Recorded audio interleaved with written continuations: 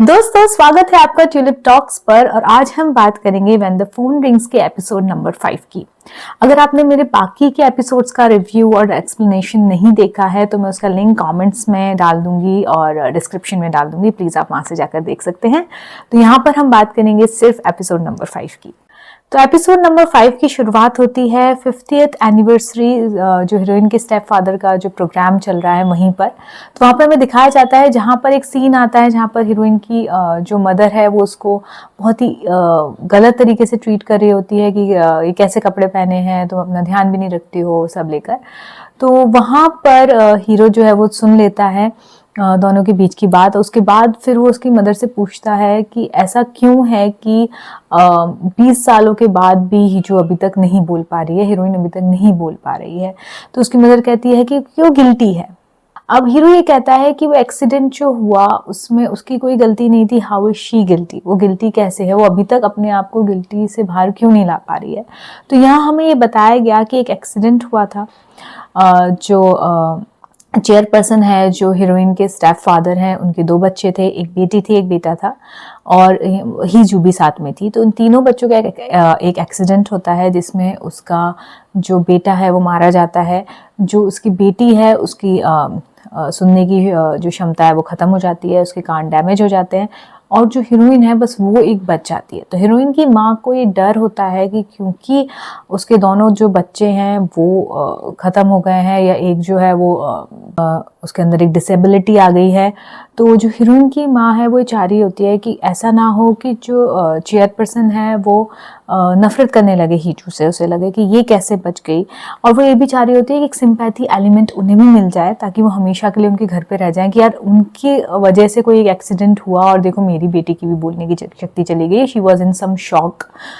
तो ये सारी बातें हमें इसमें बताई गई इन दोनों के बीच में, कन्वर्सेशन के बीच में। तो इसमें ये पता चलता है कि जो हीरोइन की माँ है वो हीरो को ये कन्विंस करने की कोशिश करती है कि जो हीजू है वो शॉक में रही, गिल्टी में रही, इसलिए उसी की गलती है, इसलिए वो अभी तक बोल नहीं पा रही है। उसको हीरोइन की माँ को ये भी एहसास होता है कि कहीं ना कहीं hero is taking care of heroine, तो ये उसको एक अच्छा साइन दिखता है।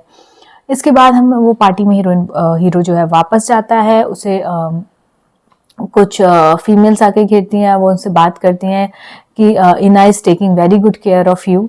तो इससे ये पता चलता है कि सारी उन लड़कियों में ये उन सबको पता है that he is married to heroine's elder sister. जो इना है वो हीरोइन की एल्डर सिस्टर है। तो सबको ये पता है, किसी को ये नहीं पता कि ब्राइड स्विच हो गई थी। लोग अभी भी ये समझ रहे हैं, जो उनके क्लोज फ्रेंड्स हैं, वैसे तो सबके सामने उसकी वाइफ पता ही नहीं है कौन है, पर जो क्लोज फ्रेंड्स हैं उन्हें अभी भी ये लगता है कि वो उसकी एल्डर सिस्टर ही है।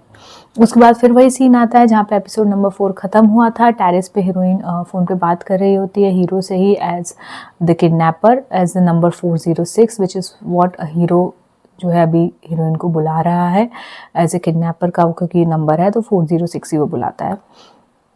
तो वहीं पर हम पहुंचते हैं कि हीरो भी टेरेस पे पहुंच जाता है, हीरोइन के कान पर फ़ोन होता है, और यहाँ पर जो एपिसोड नंबर 4 ख़त्म हुआ था वहीं से वो वापस एपिसोड नंबर 5 पे शुरू करते हैं। एक्चुअली उस सीन में हीरोइन जो एक एच पर खड़ी होती है टेरेस के। तो हीरो जैसे ही उसको एच पर खड़ा हुआ देखता है उसको बहुत ज़्यादा गुस्सा आता है। उसको लगता है कि वो अपना ध्यान क्यों नहीं रख रही है, क्या वो अपने को मारना चाहती थी एंड ऑल। वो फटाफट भाग के जाता है, हीरोइन की जान बचाता है और उसको बोलता है उसे अपना ध्यान रखना चाहिए। फिर वो रियलाइज़ करता है कि वो फ़ोन पर थी और उसको अब तो ये पता चल चुका है कि बोल सकती है। तो वो इनडायरेक्टली ये पूछने की कोशिश करता है कि तुम फ़ोन पे कैसे, तुम तो बोल नहीं सकती हो, तुम्हारे फ़ोन पे होने का कोई मतलब ही नहीं है। इसके बाद जो हीरोइन है वो उस बात को रफा दफा कर देती है, वहाँ से चली जाती है। उसके बाद उसके असिस्टेंट का उसके पास फ़ोन आता है कि मुझे उसकी लोकेशन मिल गई किडनैपर की, और वो उसी बिल्डिंग में है जिस बिल्डिंग में तुम हो। तो हीरो के दिमाग में अचानक से ऐसे थॉट आता है कि मे बी कहीं ये हीरोइन तो नहीं उसके। फिर वो कहता है कि नहीं, मैं क्या फालतू बेफिजूल सोच रहा हूँ। वो इस बात को रफा रफा कर देता है। वो कहता है कि जितने भी गेस्ट लोग आए थे मुझे उनकी लिस्ट चाहिए, मैं देखना चाहता हूँ कौन कौन आया था। इसके बाद हमें दिखाया जाता है कि जो हीरोइन की मदर इन लॉ है वो अपने फादर इन लॉ को, मतलब जो हीरो के दादाजी लगे, उनकी फ़ोटो देख रही होती है और उसे उनके कोई डायलॉग याद आता है कि या तो तुम अपने बेटे को रख सकती हो या तुम मेरी बहू बन के रह सकती हो, तुम्हें एक चीज़ चूज़ करनी पड़ेगी। क्योंकि मैं कोई भी ख़राब चीज़ अपनी फैमिली में अपने आसपास नहीं चाहता हूँ। तो यहाँ पर हमें ये पता चलता है कि जो बच्चों को स्विच किया गया, लाइक हमें पता है हीरो जो है उनका रियल सन नहीं है, ये हमें हिंट दे चुका है डायरेक्टर। तो वो जो उसका रियल सन था उसमें कोई एक प्रॉब्लम थी, वो अभी तक हमें नहीं बताई वो क्या थी, वो धीरे धीरे आगे एपिसोड्स में पता चलती है, पर अभी तक हमें नहीं पता। तो हमें यहाँ पे ये बताया गया है कि उस डिसेबिलिटी के चक्कर में उसमें जो कमी थी उसके कारण जो उसका जो फादर इन लॉ थे वो से ये बोल देते कि तुम मेरी बहू बन के रह सकती हो या फिर तुम उस बच्चे को रख सकती हो। तो क्योंकि उसे एक इन्फ्लुएंशियल फैमिली का सपोर्ट चाहिए था तो मे बी उसने इस कारण से अब बच्चे स्विच करने की सहमति दे दी और हीरो को एज अपना सन पब्लिक इमेज के लिए कि मेरा बेटा देखो ये है, उसको एक्सेप्ट कर लिया। इसके बाद हमें एक दिखाया जाता है कि हीरो जाता है हीरोइन से मिलने जाता है, वो फिर उसको इनडायरेक्टली पूछने की कोशिश करता है कि क्या तुम्हारे कि मतलब बोल सकती है नहीं, तो ये पूछता है क्या तुम्हारे पैर में अभी भी वो डॉग का मार्क है, एक डॉग ने उसे काट लिया होता है बचपन में। तो वो देखता है, वो कहता है कि जब तुम्हें डॉग ने काटा था तुम तब भी नहीं चिल्लाई, मुझे नहीं पता कि तुम में इतनी कितनी क्षमता है कि तुम तब भी अपनी आवाज़ को रोक पाई। तो इसके बाद हीरोइन को भी इंसिडेंट याद आता है कि वो एक न्यूज़ कास्टर बनना चाहती थी, तो वो उसकी प्रैक्टिस कर रही थी, उसकी मदर आके उसे मना कर देती कि तुम्हारी आवाज़ किसी को भी सुनाई नहीं देनी चाहिए और न्यूज़ कास्टर तुम बन ही नहीं सकती, तुम कैसे बन सकती हो, तुम बोल नहीं सकती हो, तुम्हें कभी नहीं बोलना है। तो इस बात से दुखी होकर वो अपने घर से बाहर निकलती है, वहाँ पर उसे एक डॉग जो है उसको अटैक कर देता है, हीरो आकर उसको बचाता है और उसको बोलता है कि तुम्हें फाइट बैक करना सीखना होगा, चाहे वो तुम्हारी फैमिली है चाहे कोई भी है, और तुम्हें अपने रिवेंज का इंतज़ार करना सीखना चाहिए। और उसके बाद वो उसकी मदद करता है, उसको जो वूंड है उसे ठीक करता है। तो इसके अंदर ये हीरो फिर से इनडायरेक्टली पूछने की कोशिश कर रहा है हीरोइन से कि एक्चुअल में क्या हुआ था, पर वो नहीं पूछ पाता। उसके बाद वो ये भी सोचता है कि मैं डायरेक्टली कन्फ्रंट कर लेता हूँ कि मुझे पता चल गया है तुम बोल सकती हो, पर वो इसलिए नहीं पूछता क्योंकि उसे लगता है कि ऐसा ना हो कि वो भी उसके सीक्रेट्स के बारे में उससे बात करने लग जाए और उसके पास भी, हीरो के पास भी कुछ सीक्रेट्स हैं वो जो नहीं बताना चाहता। मुझे लगता है वो सीक्रेट कहीं ना कहीं यही है कि वो उनका रियल सन नहीं है, और हो सकता है कुछ और भी ऐड किया हो, आई एम जस्ट गैसिंग है। तो ये इस कारण से हीरो से डायरेक्टली कन्फ्रंट नहीं करता। और इसके अंदर में एक कुछ सीन्स वो भी ऐड करे हैं जो मिस्टर कांग हैं और हीरो के बीच में एक बॉन्ड बनता हुआ दिखाया जा रहा है कि वो उससे टिप्स ले रहा है हीरो कि how to treat your wife well. तो वो उसकी मदद कर रहा है कि बीच में सीक्रेट्स होने चाहिए नहीं होने चाहिए, किस तरह से आपको उनकी केयर करनी है, ये सब। तो ये भी छोटे छोटे स्वीट से मोमेंट्स उसमें डाले हैं फ्रेंडशिप के, बॉन्डिंग के। इसके बाद वही सीन आता है कि यूरी एंड सांगवॉन एक विला को देखने जाते हैं। उसी विला को देखने जाते हैं, पुराना खंडर हो चुका है अब, जिसके बारे में सांगवॉन बात कर रहा था, जहाँ पे एक वो मास्ट एक एयर मिला था उनको जो कि उसके साथ खेलता था और बाद में वो कुछ ऐसा उसके जो बेसमेंट में देखता है कि वो भाग जाता है वहाँ से, जो पूरा एक्सप्लेन नहीं करता। पर अब वो वापस उसको यूरी को उस बेसमेंट में लेके जाते हैं क्योंकि वो अपने उस प्रोग्राम के लिए उसकी पूरी तहकीकात कर रहे हैं, क्योंकि उन्हें अपना एक वो क्राइम प्रोग्राम दिखाना है। तो वहाँ पे जब वो जाते हैं तब वो पूरा इंसिडेंट बताता है कि उनके पास एक कैट थी, उनकी पेट कैट, जिसका बहुत खेलते थे, और अचानक से एक दिन जो लड़का था इसके साथ वो खेलता था, वो कहता है कि आओ चलो हम कैट को काट देते हैं, उसकी पूंछ काट देते हैं, फिर हम उसको ये करते हैं। वो ब्रूटली टॉर्चर करना चाहता था और वो कहता है वो इतने इनोसेंटली ये चीज़ कहता है जैसे कोई बहुत बड़ी बात ही नहीं थी। तो वो बहुत ज़्यादा शॉक में आ जाता है, डर जाता है, वहाँ से भाग जाता है और फिर कभी वहाँ वापस नहीं जाता। तो बता रहा था कि यहाँ ऐसा एक ये इंसिडेंट हुआ था जिसके कारण मैं इतना ज़्यादा शॉक में था कि कोई इतना ब्रूटल कैसे हो सकता है और इतनी ब्रूटैलिटी की चीज़ इतनी इनोसेंटली कैसे कह सकता है, और अंत में वो एक चीज़ कर भी देता है। तो उस कारण से वो बहुत ज़्यादा डिस्टर्ब हो जाता है। फिर वो बताते हैं ऑर्फनेज में मिसिंग चिल्ड्रन का केस उसी टाइम पे जिस टाइम पे वहाँ पर था हुआ था, और वो अपनी गलती इसमें मान रहा होता है कि सबसे पहले उसने ही विला डिस्कवर किया था, बाद में फिर वो बच्चे मिस होने शुरू हो गए। तो वो जो यूरी है वो उससे पूछती है सांगवॉन से कि तुमने अभी तक ये बात क्यों नहीं बताई या इसके ऊपर तुमने किसी से चर्चा क्यों नहीं करी। तो उसने बोला क्योंकि वो वेट कर रहा था कि पहले अपने चैनल बनाए, एक ऑडियंस का बेस बन जाए, जब ऑडियंस उसकी कंटेंट को देखने लगे, उसे लगे कि हाँ इनफ लोग अब मेरा कंटेंट देख रहे हैं, तब वो उस चीज़ को सामने लाए ताकि ज़्यादा लोगों तक वो बात पहुँचे। इसलिए अब जब उसको ये मौका मिला कि अब वो इतने बड़े चैनल के साथ एक प्रोग्राम करेगा, तब वो इस चीज़ को लेकर आया है। इसी बारे में यूरी फिर उसको ये भी बताती है कि जो हीरो था वो तुम्हारे बारे में पूछताछ कर रहा था कि तुम कहाँ से हो, क्या नहीं हो, तो मेरे मुंह से निकल गया that you were from some orphanage and all. तो उसको इस बात से बड़ा आश्चर्य होता है कि वो क्यों पूछ रहा था मेरे बारे में। तो यहाँ पर ये सीन एंड हो जाता है।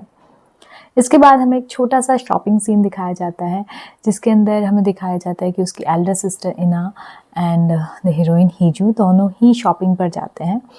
पर ये सीन हमें ये भी दिखाता है कि दोनों बहनों में कितना डिफरेंस है। मतलब वहाँ पर जो ड्रेस इना पसंद करती है उसके कॉन्ट्रास्ट में हीजू पसंद करती है। तो इना जो है उसे बहुत ही ब्लिंक की चीज़ें पसंद है, हाई एंड चीज़ें पसंद है, उतना ही सादा सरल चीज़ें पसंद करती है आपकी हीजू। तो यहाँ पर ये चीज़ यहाँ पर दिखाकर दोनों बहनों के बीच में एक कंपैरिजन दिखाया गया है। इसके बाद जब दोनों जो हीरो है वो एक्चुअली हीरोइन को ले जाता है शॉपिंग के लिए, क्योंकि उसे गिफ्ट देना चाहता है कि वो सेलेक्ट हो गई है प्रेसिडेंशियल ऑफिस में, तो वो उसके लिए गिफ्ट चूज़ करता है to give her a suit, तो जो वो ऑफिस पहनकर जा सके, एक फॉर्मल सूट। तो जब वो ये दोनों शॉपिंग कर रहे होते हैं तो इना उन दोनों को देख लेती है, बाद में हीजू को मैसेज भी करती है कि उससे मिलना चाहती है, जिसका रिप्लाई हीजू नहीं करती उसको वापस।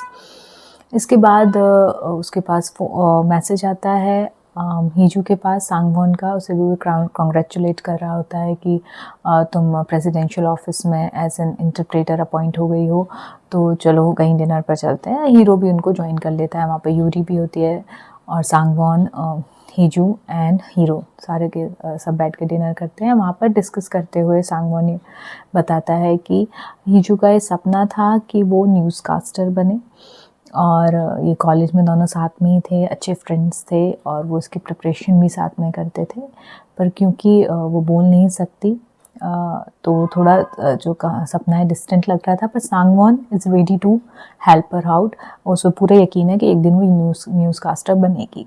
फिर से जो हीरोइन है वो हीरो को फ़ोन लगाती है किडनैपर बनकर, और यहाँ पर अचानक से हीरो के ऊपर एक गाड़ी आती है और वो उसको गाड़ी जो है उसको धक्का देने ही वाली होती है, उसको टक्कर देने ही वाली होती है कि जो हीरोइन है वो उसका नाम लेती है हीरो का और भागती हुई आती है और हीरो को बचा लेती है। तो यहाँ पे हीरो को कहीं ना कहीं याद रहता है कि हीरोइन ने उसका नाम लिया था। हीरोइन बाद में उससे मुकर जाती है कि नहीं, मैंने तो ऐसा कुछ नहीं बोला था, I must have dreamed of it and all. तो हीरोइन मुकर जाती है, पर हीरोइन वहाँ पे हीरो की जान बचा लेती है, और यहाँ पर एक स्वीट नोट के साथ ये वाला सीन एंड हो जाता है। तो इसके बाद हमें एक और पास्ट में एक सीन दिखाया जाता है, जिसके अंदर छोटे छोटे हैं सब लोग, इना है और हीजू है और जो हमारे हीरो है वो है, और ये सारे लोग जो है उस टाइम की बात है जब उनका एक्सीडेंट हो चुका है, तो हीजू बोल नहीं सकती, इना सुन नहीं सकती। तो इस टाइम पर हमें पता चलता है कि जो हीरो था वो इना को ट्यूटर करने आता था, मैथ्स पढ़ाने आता था, और वहाँ पे वो उसको बहुत ही गुस्से में पढ़ाता था, कुछ ऐसे रिमार्क्स भी दे देता था जो उसे नहीं देने चाहिए। हीरो जो थी उनका इंटरप्रेटर का काम करती थी, मतलब वो हीरो की बात सुनती थी और लिख कर, क्योंकि वो बोल नहीं सकती, इना को बताती थी, क्योंकि इना सुन नहीं सकती। इस तरीके से तीनों लोग बैठ के पढ़ाई करते थे। जो हीजो थी वो बीच में इंटरप्रेटर का काम करती थी। तो वो क्या करती थी, जो हार्श रिमार्क्स होते थे हीरो के, वो सॉफ्ट करके और उसको बोस्टिंग के लिए, नहीं तुम ये कर सकती हो, मुझे पूरा भरोसा है, ऐसे करके वो इना को पास ऑन करती थी। तो मतलब इना को ये लगता था कि he is such a good tutor to him. वह असल में हीरो जो था बहुत ही ज़्यादा गुस्से में रहता था, होती थी उसको लेकर। तो यहाँ पर ये दिखाया गया कि हीरो की एक सॉफ्ट साइड थी जो वो दोनों के बीच में एक ऐसा ब्रिज का काम कर रही थी। इसके बाद हमें दिखाया जाता है कि प्रेसिडेंशियल ऑफिस में सब लोग पहुंच चुके हैं। हीजो जो है अपना नया सूट पहनकर पहुंच चुकी है, और वो सब लोग है प्रेसिडेंट से मिल रहे हैं, प्रेसिडेंट सबको कॉन्ग्रेचुलेट कर रहे हैं। उसको उन्हें पता चलता है कि हीजो बोल ही नहीं सकती, मतलब शी इज़ एन इंटरप्रेटर, पर वो खुद भी नहीं बोल सकती। तो कहते हैं कि मैं आपसे कैसे कम्युनिकेट करूँगा। तो हीरो वहाँ पर हीजो की ही वो बात जो उसने यही क्वेश्चन उससे पूछा था इंटरव्यू के टाइम पर, हीजो ने जो आंसर दिया था वही आंसर हीरो प्रेसिडेंट को देता है कि हम सब सीख सकते सकते हैं साइन लैंग्वेज, और इस तरीके से हम बात कर सकते हैं। साइन लैंग्वेज सीखने का एक और फ़ायदा होगा कि मुझे पता रहेगा कि मेरी बात जो इंटरप्रेटर्स ट्रांसलेट कर रहे हैं वो सही ट्रांसलेट हो भी रही है या नहीं हो रही है, तो मुझे ये भी बेनिफिट मिलेगा। तो मैं सीखना चाहता हूँ। तो जो हीरोइन है वो हीरो को साइन लैंग्वेज सिखाना शुरू करती है। दोनों जो हीरोइन है वो ऑफिस में ही उसको प्राइवेट लेसन्स देना हीरो को शुरू करती है साइन लैंग्वेज के। उसके बाद हमें दिखाया जाता है कि जो हीरो है सारे जो ऑफिस की टीम है उसको डिनर पर लेकर जाता है, मतलब वो लोग डिनर पे जाते हैं, हीरो उनको ज्वाइन कर लेता है, जो खुद भी सरप्राइज होते हैं कि उनका बॉस जो है अचानक से इतने अच्छा कैसे हो गया। तो वहाँ पे जब वो डिनर कर रहे होता है तब अचानक से जो हीरो का जो असिस्टेंट है वो आके हीरो से बात करता है, कहता है कि हमने जो किडनैपर की जो वॉइस थी उसको ठीक कर लिया था जो मॉड्यूलेटेड थी, पर कोई एक अचानक से बग आ गया और वापस से हमारा जो काम था वो 0 पे चला गया। पर हमें इतना पता चल गया है कि वो जो किडनैपर है वो कोई लड़की है और अपनी जो एज रेंज है ये भी मैं आपको बता सकता हूँ कुछ 20s में है। तो हीरो को फिर से डाउट होता है हीरोइन की तरफ। तो अब की बार वो क्या करता है, जो हीरोइन की फुटेज मिली थी उसे पुलिस इंस्पेक्टर से, जहाँ पे वो चिल्ला रही होती है कि दरवाज़ा खोलो मुझे बाहर निकलना है, जहाँ पे उसे पैनिक अटैक आता है, वो फुटेज वो उसको देता है, कहता है कि प्लीज़ इन दोनों वॉइस को मैच करो। वो उसको ले लेता है। बाद में जो हीरो है वो बहुत गुस्से में होता है कि उसे लगने लगता है कि वो हीरोइन ही है, और वो ही गेट्स ड्रंक। हीरोइन वापस लेके उसको घर लेकर जाती है और वो वहीं जो फर्श है वहीं पर गिरकर बेहोश हो जाता है। तो और हीरोइन उसके साथ ही होती है बट वो बेहोश हो चुका होता है। तो यहाँ पर एपिसोड नंबर 5 एंड हो जाता है। वहीं हाँ, एपिसोड नंबर 5 के एंड होने से पहले हीरो के पास एक मैसेज आता है उसके मोबाइल पे, जो वो देख नहीं पाता क्योंकि वो बेहोश था। हीरोइन भी नहीं देख पाती because she was taking care of him. तो वहाँ पर उस मैसेज पर उसका असिस्टेंट का मैसेज आता है, उस पर लिखा हुआ होता है कि जो आपने वॉइस मुझे भेजी थी और जो किडनैपर की वॉइस है दोनों 99.99% मैच हो चुके हैं। तो यहाँ पर इस नोट पर एपिसोड नंबर 5 एंड हो जाता है। तो ये था एपिसोड नंबर 5 की एक्सप्लेनेशन। इसके बाद मेरी एक और वीडियो आ रही है, उसको मैं एपिसोड नंबर 6 एक्सप्लेन करूँगी। अगर आपको वीडियो अच्छी लग रही है तो प्लीज़ लाइक एंड सब्सक्राइब और बेल आइकन को भी हिट कर दीजिए ताकि आपके पास उसकी नोटिफिकेशन आराम से पहुँच जाए। तो ये था अब तक का video. Until next time, bye bye.